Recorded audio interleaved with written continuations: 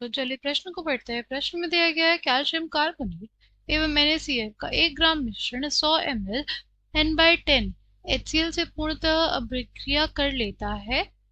मिश्रण में calcium carbonate का परसेंटेज होगा, का कितना प्रतिशत होगा, हमें ये निकालना है। इस प्रश्न के लिए मुख्य अवधारणा क्या हो जाएगी? इस प्रश्न के लिए मुख्य अवधारणा हमारे पास हो जाएगा क्या? नॉर्मलता। नॉर्मलता क्या होता है? नॉर्मलता हमारे पास होता है विलय की विलय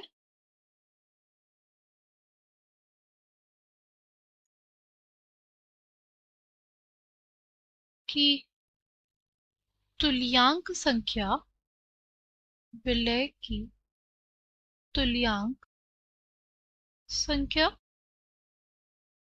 बटे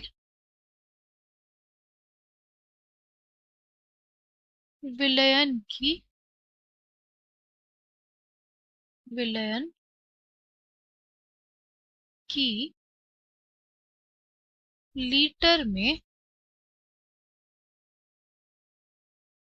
आयतन। ठीक।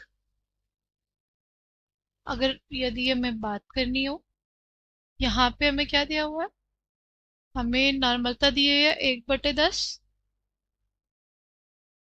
बराबर होगा विलय की तुल्यांक संख्या। विलय हमारा क्या है? HCl है हमारे पास, राइट। तो विलय की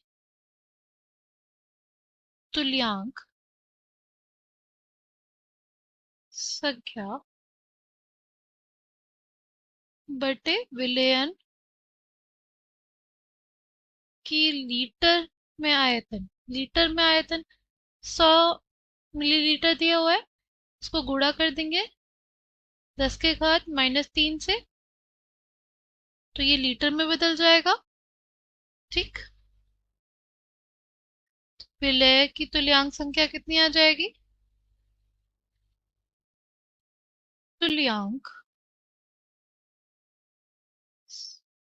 संख्या किसकी? HCl की हमारे पास हो जाएगी 10⁻³ गुणे 100/10। यदि हम निकालें इसे, अगर 0.01। ठीक। यदि मोलों की संख्या निकालें,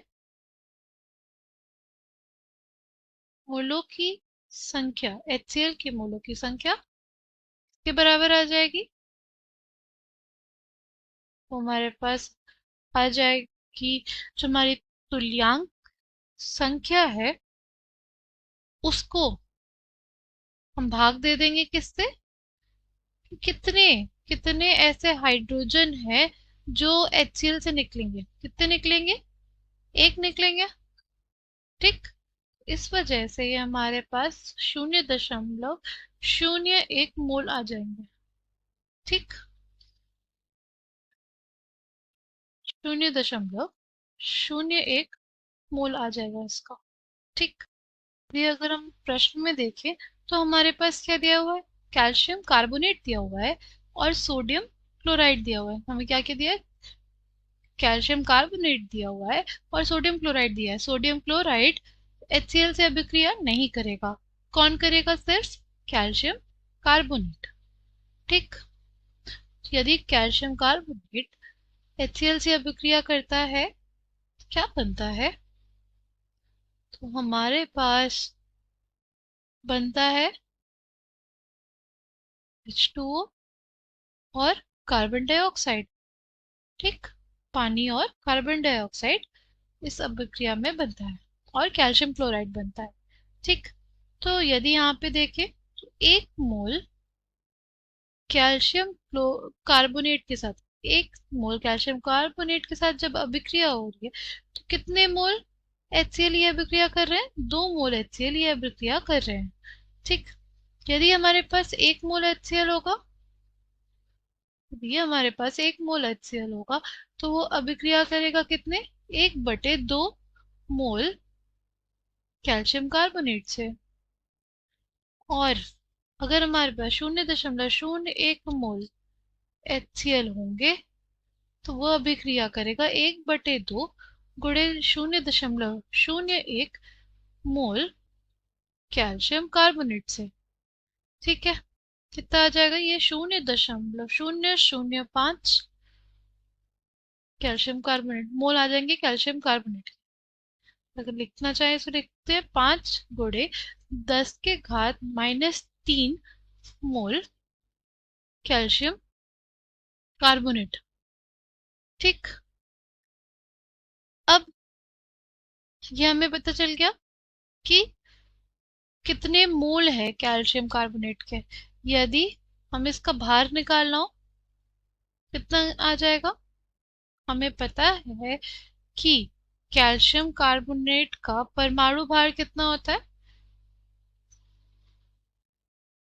हमारे पास हो जाएगा, कैल्शियम के लिए होता है 40, कार्बन के लिए 12, 3 ऑक्सीजन है, एक ऑक्सीजन के लिए 16, 3 ऑक्सीजन है इससे 3 गुणे 16, ये हमारे पास 52 प्लस 48 यानी 100 ग्राम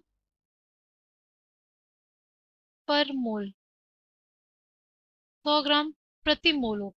हम मोल को, जो हमारे पास मोल आए हैं उनको गुणा कर दे किससे? यदि हम मोल को गुणा कर दे किससे? हमारे परमाणु भार से। परमाणु भार से तो हमारे पास भार आ जाएगा किसका? भार आ जाएगा हमारे पास कैल्शियम कार्बोनेट का। तो मोलों की संख्या हमारे पास कितनी थी? 5 × 10⁻³ परमाणु भार कितना? 100। तो ये कितना आ गया? 5 × 10⁻⁻1, या जिसको लिख सकते हैं हम 0.5 ग्राम आ गए किसके? कैल्शियम कार्बोनेट के। हमें क्या पूछा था? हमसे प्रश्न में ये पूछा है कि मिश्रण में कैल्शियम कार्बोनेट का कितना प्रतिशत होगा। ठीक, तो हमें पता है 0.5 ग्राम कैल्शियम कार्बोनेट है और कुल हमारे पास जो मिश्रण है वो 1 ग्राम है। पूरे 100 कर देंगे प्रतिशत निकालने के लिए, तो ये हमारे पास कितना प्रतिशत हो जाएगा? 50%। यदि हम सही उत्तर की बात करें तो ऑप्शन सी, विकल्प सी यहाँ पे हमारे पास सही उत्तर है इस प्रश्न के लिए। मुझे उम्मीद है आपको ये प्रश्न समझ में आया होगा। धन्यवाद।